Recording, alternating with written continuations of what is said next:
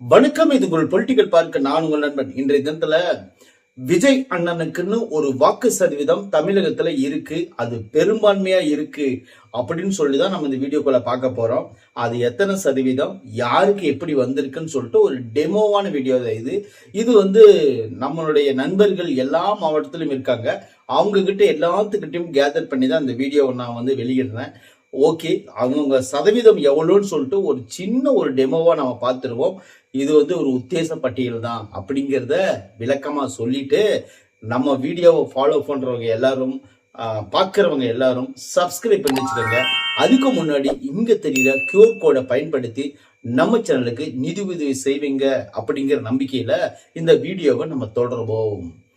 இந்த தேர்தலில் அதிகப்படியான வாக்கு பதிவானது எங்கன்னு பார்த்தீங்கன்னா சாட்சாத் கரூர் தான் வாக்குப்பதிவு அதிகமா பதிவாயிருக்கு. கிட்டத்தட்ட பார்த்தீங்கன்னா 91% இன்ட்டு 36, அதாவது 91.36% வாக்குகள் கரூர்ல பதிவாயிருக்கு அப்படிங்கிறது குறிப்பிடத்தக்கது. அடுத்ததான் பார்த்தீங்கன்னா ஓட்டு சதவீதம் கம்மியா இருக்கிறது எங்கன்னு பார்த்தீங்கன்னா குமரி மாவட்டத்துல தான் ரொம்ப கம்மியா இருக்கு. ரொம்ப கம்மியானால இல்ல, ஆவரேஜா எப்பயும் போடுற ஓட்டு அங்க போட்டிருக்காங்க அப்படின்னு சொல்லலாம். 75 இன்டூ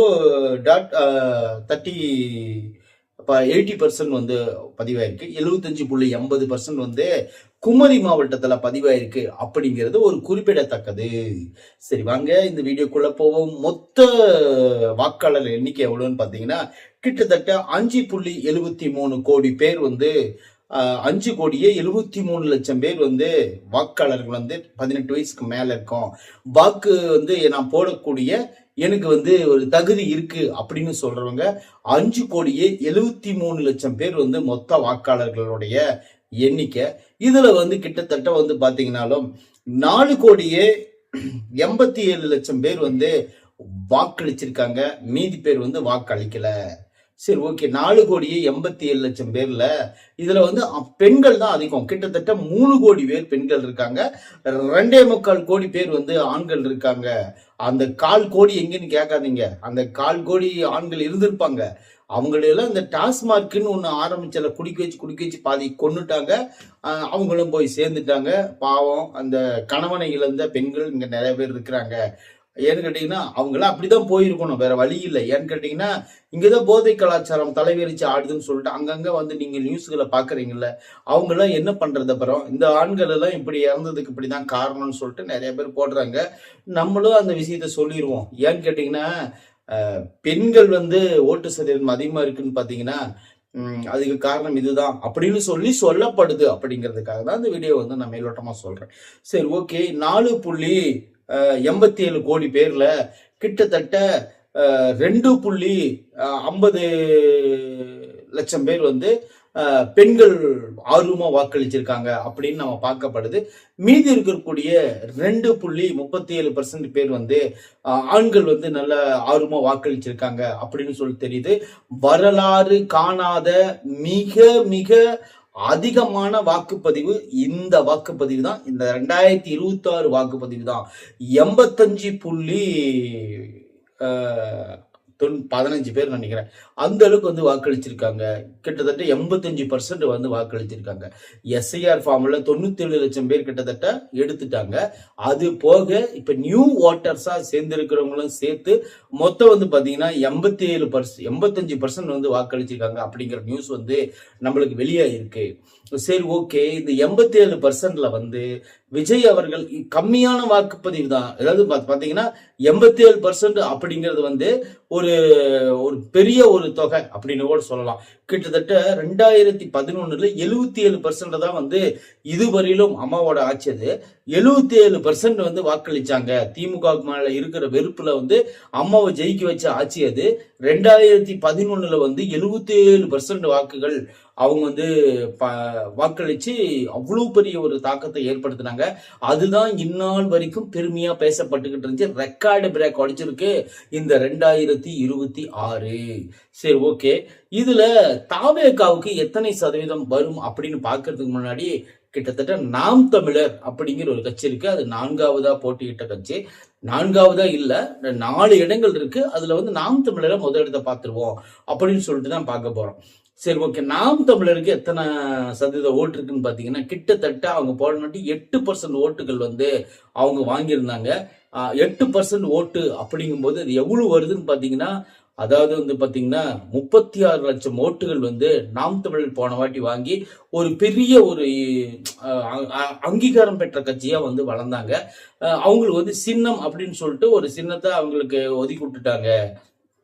மைக்கு சின்னம் கொடுத்தாங்க. அந்த மைக்கு சின்னத்துல அது லோக்சபா தேர்தல், அது கிட்டத்தட்ட பாத்தீங்கன்னா பிரதமர் தேர்தல். அது அந்த மாதிரி ஒரு தேர்தலையே, பாராளுமன்ற தேர்தல், அதிலேயே வந்து பாத்தீங்கன்னா 36 லட்சம் ஓட்டு வாங்கிட்டோம். இந்த தேர்தலை அடிச்சு நவுத்தி இன்னும் நிறைய ஓட்டுகள் வாங்குவோம் அப்படிங்கிற ஒரு முனைப்போட வந்தவங்களுக்கு இவங்களுடைய விஜயோட எதிர்ப்பு வந்து அப்படியே இவங்க வந்து இவங்களுக்கு சாதகமா வரும்னு சொல்லிட்டு விஜய் எதிர்த்து பார்த்தாங்க. ஆனா இது இவங்க சாதகமா வரல, அதே நிலைப்பாடு பாதகமா அமைஞ்சு போச்சு அப்படிங்கறதா இது உண்மையான கருத்து. வேற வழியே கிடையாது. ஏன்னு கேட்டீங்கன்னா, உண்மையை சொல்ல வேண்டிய காலம் வந்துருச்சு. அதனால வந்து நான் உண்மையை சொல்றேன், வேற ஒண்ணும் கிடையாது. நாம் தமிழர் கட்சிக்குன்னு ஒரு பேர் இருக்கு. அந்த பேருக்காகவே, அவங்களுடைய கொள்கைக்காகவும், அவங்க தமிழ்நாட்டை தமிழன் தான் ஆளணும் அப்படிங்கிற அந்த கொள்கைக்காக ஓட்டு போட்டவங்க தான் அதிகமா தவிர, மற்றபடி வந்து வேறு மாற்றத்துக்காக ஓட்டு போட்டேன் அப்படின்னு சொல்லியெல்லாம் இதுல இல்ல. ஏன்னு கேட்டீங்கன்னா, கிட்டத்தட்ட எல்லாருமே வந்து விஜய் சார் வந்து அந்த ஓட்ட பதிவை அப்படியே மொத்தமா தூக்கிட்டாரு அப்படின்னு கூட சொல்லலாம். சரி, ஓகே. நாம் தமிழர்களுடைய ஓட்டு சதவீதம் எவ்வளவுன்னு பாத்தீங்கன்னா 5% வந்து அவங்களுக்கான ஓட்டு பதிவு வந்திருக்கு. கிட்டத்தட்ட வந்து பாத்தீங்கன்னாலும் 5% அப்படிங்கிறது எவ்வளவுன்னு பாத்தீங்கன்னா, கிட்டத்தட்ட ஒரு 4.25%னா 4.25%, 4.25 கோடி அப்படின்னா வந்து பாத்தீங்கன்னா 4.84, அதுல 5%னா நீங்களே கணக்கு போட்டுக்காங்க. கிட்டத்தட்ட ஒரு என்ன சொல்றது, ஒரு 10%னா 47, 27, மொத்தம் ஒரு 20 லட்சம் பேரு, 20-25 லட்சம் பேர் வந்து நாம் தமிழருக்காக வாக்களிச்சிருப்பாங்க அப்படிங்கிறது நம்மளுக்கு ஒரு கால்குலேஷன் கணக்கு தான் சொல்றேன். 25 லட்சம் பேர் கிட்டத்தட்ட வந்து வாக்களிச்சிருப்பாங்க அப்படின்னு கூட நம்ம வச்சுக்கலாம். சரி, ஓகே. அடுத்ததா வந்து பாத்தீங்கன்னா, அடுத்தது இவங்க திமுக பார்ப்போம். திமுக தான் வந்து நாங்க மீண்டும் அந்த ஆட்சியை நாங்க பிடிப்போம் அப்படின்னு சொல்லிட்டு வந்திருக்காங்க. அந்த மீண்டும் நம்ம ஆட்சியை பிடிக்கிறதுக்கு வந்து அந்த குறிப்பா அந்த பாடல் நல்லா ட்ரெண்டிங் பண்ணாங்க. அங்கங்க விளம்பரத்தக்க பண்ணி விளம்பரமானதாவே கிட்டத்தட்ட அவங்களுடைய நிலைப்பாடு முடிஞ்சு போச்சு. ஸ்டாலின் தொடரட்டும், தமிழ்நாடு வெல்லட்டும் அப்படிங்கிற அந்த விளம்பர மாடல் மட்டும் கிட்டத்தட்ட வந்து பாத்தீங்கன்னாலும் எவ்வளவோ கோடி செலவு பண்ணி அந்த மக்களிடையே கொண்டே சேர்த்துறதுக்கு ரொம்ப ரொம்ப கஷ்டப்பட்டிருக்காங்க. கடைசி நேரத்துல திடீர்னு திட்டங்கள், திடீர்னு வந்து அறிக்கைகள், திடீர்னு வந்து பாத்தீங்கன்னா வாக்குறுதிகள் அள்ளி போட்டு சும்மா கலக்கி விட்டு ஒரு பெரிய இம்பாக்ட் ஏற்படுத்தி விட்டாங்க. அந்த இம்பாக்ட் வந்து மக்களிடையே எந்த அளவுக்கு தாக்கத்தை ஏற்படுத்திருக்குன்னு பாத்தீங்கன்னா, அவங்களுக்கு வந்து ஒரு 30% ஓட்டு வந்து கிட்டத்தட்ட திமுகவுக்கு ஒதுக்கப்பட்டிருக்கு அப்படின்னு சொல்லிட்டு நம்ம சேனல் மூலியமா நம்ம சொல்றோம். இந்த நான் சொல்லக்கூடிய இந்த வீடியோவை அப்படியே நீங்க சேவ் பண்ணி வைங்க. இது வந்து எலெக்ஷனுக்கு அப்புறம் இந்த வீடியோவை மீண்டும் நம்ம பேசுவோம் அப்படிங்கிறதுக்காக தான் வந்து இந்த வீடியோவை நீங்க சேவ் பண்ணி வச்சுக்காங்க. 30% ஓட்டு வந்து திமுகவுக்கு வந்து கிடைச்சிருக்கு அப்படின்னு சொல்லலாம். 30% ஓட்டுன்னா கிட்டத்தட்ட வந்து பாத்தீங்கன்னாலே எவ்வளவுன்னு பாத்தீங்கன்னா 4.25னா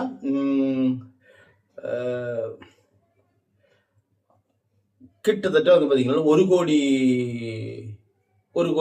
ஓட்டு கிட்டத்தட்ட அவங்க எடுத்துட்டாங்க அப்படின்னே நம்ம சொல்லலாம்.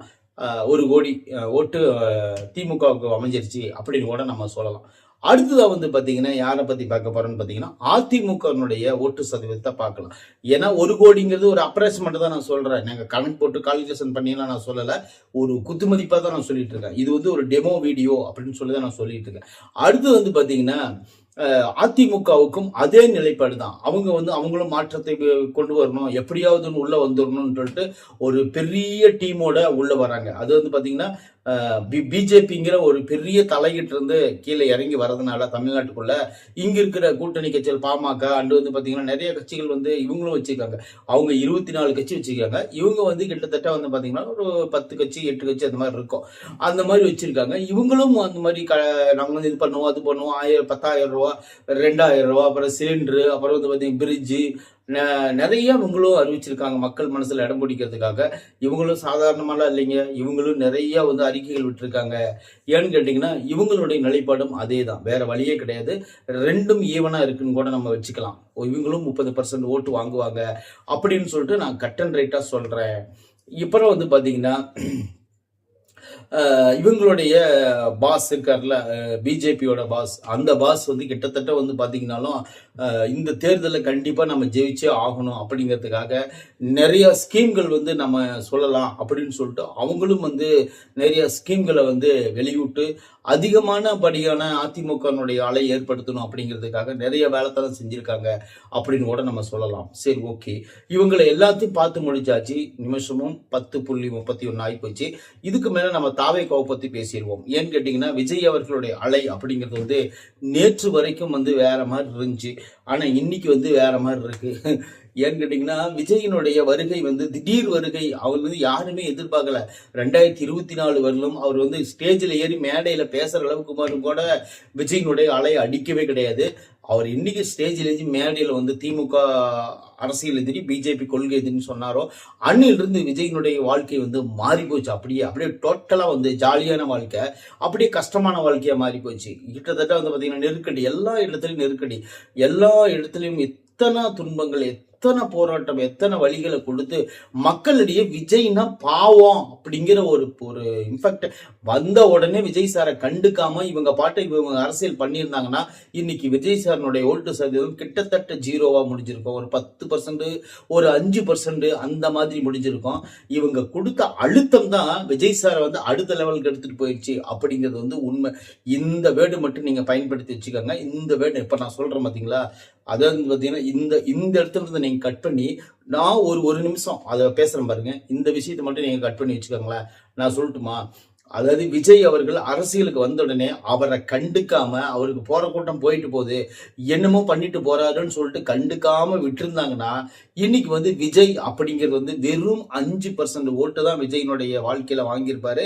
அவரு அடுத்த கட்டத்துக்கான வாய்ப்பே கிடையவே கிடையாது. ஆனா விஜய் சார இவங்க கண்டுகிட்டு அடின்னு அடிச்சு அவதூறு மேல அவதூறு போட்டு அங்கங்க உட்காந்து என்ன தெரியும் ஒன்னும் தெரியாது மண்ணு அப்படி இப்படின்னு பேசி விஜய் சாரை தற்கூறி அணிலன்னு பர்சனலா திட்டி அது கிட்டத்தட்ட வந்து பாத்தீங்கன்னா குடும்ப வாழ்க்கையிலிருந்து அவருக்கு வந்து ரசிகர்களை போய் சந்திக்கிறவர்களும் SOP, ஜனநாயகன், கரூர் சம்பவம், அடுத்தது பாத்தீங்கன்னா CBI, அப்புறம் இன்னும் நிறைய சம்பவங்களை வந்து போட்டு போட்டு போட்டு போட்டு விஜய் புளிஞ்சி எடுத்ததுனாலதான் அந்த மக்கள் வந்து விஜய் மேல எப்படி வச்சுட்டாங்கன்னு பாத்தீங்கன்னா ஒரு ரசிகர தன்மை போய் பாவண்டா இந்த மனுஷன் அப்படிங்கிற மாதிரி வந்து மக்கள் வந்து மனநிலை மாறிக்கிட்டாங்க. அதுதான் வந்து விஜயினுடைய பிளஸ் பாயிண்டா முடிஞ்சு போச்சு அப்படின்னு சொல்லிதான் இந்த வீடியோவில் நான் கருத்து சொல்றேன். விஜய் மேல ஆக்சுவலி வந்து பிடிக்காதவங்க கூட இன்னைக்கு வந்து என்ன நினைக்கிறான்னா விஜய் பாவண்டா, விஜய் வந்து இந்த அளவுக்கு போட்டு அடிக்கிறாங்களே பாவம், அந்த மனுஷன் கொஞ்சம் மேல வரட்டும் அப்படின்னு தான் நினைக்கிறானே தவிர பிடிக்காதவங்க கூட இப்ப இன்னைக்கு அந்த மாதிரி மாறிட்டான் அப்படின்னு சொல்லிதான் நான் சொல்ல வரேன். விஜயினோட ஓட்டு பதிவு எவ்வளவுன்னு பாத்தீங்கன்னா கிட்டத்தட்ட வந்து பாத்தீங்கன்னா 33% வந்து விஜய் சாருடைய ஓட்டு பதிவாயிருக்குன்னு சொல்லிட்டு எல்லா மாவட்டத்திலிருந்தும் அவங்கவுங்க சொல்றதை பார்த்து நான் கணிச்சு நானே சொல்றேன். ஏன்னு கேட்டீங்கன்னா 38 மாவட்டங்களில் இருந்தும் விஜய் சாருக்கான ஓட்டுப்பதிவு கிட்டத்தட்ட எல்லா மாவட்டங்களிலும் என்னோட நண்பர்கள் இருக்கிறாங்க. அவங்க கிட்ட எல்லாத்துக்கிட்டையும் கேட்டுட்டு தான் இந்த விஷயத்தை நான் வந்து உங்ககிட்ட பதிவு பண்றேன். ஏன்னு கேட்டீங்கன்னா 33% அப்படிங்கிறது சாதாரண விஷயம் கிடையாது. கிட்டத்தட்ட வந்து பாத்தீங்கன்னாலும் அவங்க 2 பேர்த்தை விட அதிகமான ஓட்டுப்பதிவு வாங்கியிருக்காங்க அப்படின்னு கூட சொல்லலாம். சரி, ஓகே, சீமானனா 5%, அதிமுக 30, திமுக 30, இவரு 33, மீதி 2% இருக்கு பாத்தீங்களா, அது யாருன்னு பாத்தீங்கன்னா அவங்க எல்லாம் வந்து இந்த இதர கட்சிகள், அப்புறம் வந்து பாத்தீங்கன்னா சுயேட்சை கட்சிகள், இவங்களுக்கெல்லாம் சேர்ந்துதான் அந்த 2% ஓட்டு போயிருக்கு அப்படின்னு சொல்லலாம். கிட்டத்தட்ட வந்து பாத்தீங்கன்னாலும் பூதா மமுக அப்படின்னு ஒரு கட்சி இருக்கு. அது வந்து அம்மா சின்னம்மா கட்சி. அடுத்து வந்து பாத்தீங்கன்னா ராமதாஸ் ஐயாவுக்கு ஒரு கட்சி இருக்கு. அவர் வந்து சிலிண்டர் சின்னத்தில் நிற்கிறாரு, நம்ம தனிந்தோப்பு சின்னத்தில் நிற்கிறாங்க. அவங்களுக்கும் ஒரு குறிப்பிட்ட ஒரு ஓட்டு சதவீதம் எழுந்திருக்கு. அப்புறம் வந்து பாத்தீங்கன்னா சுயேட்சை நிற்கக்கூடிய நிறைய பேர் இருக்கிறாங்க, அவங்களுக்கும் வந்து ஓட்டு சதவீதம் இருந்திருக்கு. சரி, ஓகே, இதுவரையிலும் நீங்க இந்த வீடியோவை நீங்க பார்த்து ரசிச்சிருப்பீங்க. விஜய் சார் இந்த தேர்தலில் கண்டிப்பா ஜெயிக்கிறதுக்கான வாய்ப்புகள் வந்து நிறைய இருக்கு. அந்த இதெல்லாம் வந்து நான் ஏதோ ஒரு காமெடிக்காக சொல்லிட்டு இருக்கேன் அப்படின்னு சொல்லி நினைக்க வேண்டாம். இது ரிசல்ட்டா கூட ஒருவேளை இருக்கலாம், ஒருவேளை ரிசல்ட் இல்லாமலும் இருக்கலாம். இது வந்து உத்தேசமான ஒரு சதவீதம் தான். இந்த சதவீதத்துல மாறலாம், பிடிக்கலாம். ஒருவேளை விஜய் சார் கண்டிப்பா ஆட்சியை பிடிக்கலாம், பிடிக்காமலும் போகலாம். அதெல்லாம் இல்லை. ஆனா கண்டிப்பாலும் ஒரு மாற்றம் நிகழும் அப்படிங்கிறது மட்டும் எந்த மாற்று கருத்தும் கிடையாது. சரி, ஓகே. இதுவரையிலும் நம்ம வீடியோ பார்த்தவங்களுக்கு உங்களுக்கு ஏதோ மனசுல படிச்சுன்னா கீழே கமெண்ட்ல சொல்லுங்க. நன்றி, வணக்கம்.